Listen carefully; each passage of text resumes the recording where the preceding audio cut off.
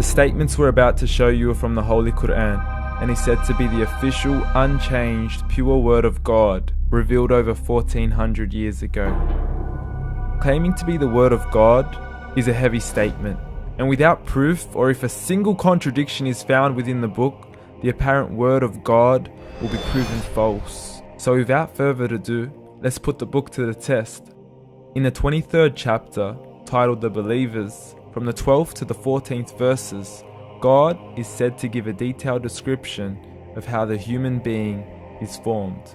It begins by saying, "We then placed him as a sperm drop in a place of settlement, firmly fixed. Then we made the drop into a alaqa." We will translate this word very soon. "And then we changed the alaqa into a lump. Then we made out of that lump into bones. And then we clothed the bones with flesh. Then we caused him to grow and come into being and attain the definitive human form." In the 21st century, we can now safely say that this verse is clearly describing the process of human development in correct chronological order. However, what we should be paying attention to in particular is the second stage, referring to the development of the embryo.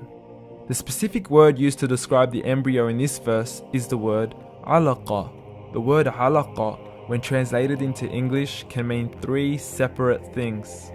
Firstly, a blood clot, or to be suspended, that is to be hanging or clinging to something, or thirdly and finally, a leech.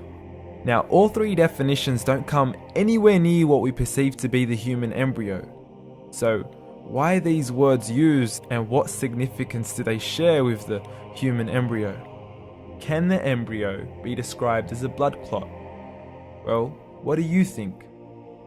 In the 3rd week of embryonic development, a tubular heart joins with the blood vessels to form a primordial cardiovascular system, and by the end of the 3rd week, the blood is circulating and the heart begins to beat on day 21. The first thing that comes to mind in regards to being suspended or hanging is the umbilical cord. But we can't use that example because we are simply referring to step 2, before the baby has even formed.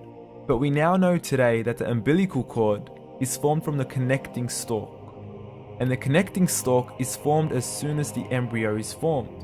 The embryo's connecting stalk has even been described by John Allen and Beverly Kramer as an object to suspend the developing embryo in the extra-embryonic column. So an embryo is suspended and does have a strong resemblance with the blood clot. What on earth would an embryo have to do with a leech? Figure A shows the structure of an embryo at 25 days.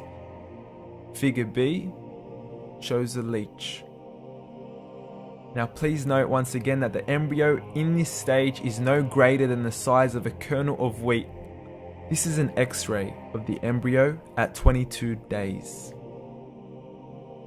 This is the internal structure of a leech. It's mind-blowing stuff, but you still haven't seen anything yet. This is the head of the embryo at 22 days. The detail you are seeing right now is absolutely impossible to be seen with the human eye and can only be seen with a microscope. This is the back end of a leech. There's no other words used to describe this other than mind-blowing. The pictures we have shown you are impossible to be seen with the human eye or even to be predicted by the human mind. Once again, the verses we have shown you were revealed over 1400 years ago to a man who couldn't read nor write. Are these the words of God? Descriptions of the human embryo in the Quran cannot be based on scientific knowledge in the 7th century. The only reasonable conclusion is that these descriptions were revealed to Muhammad from God, from God, from God, from God, from God.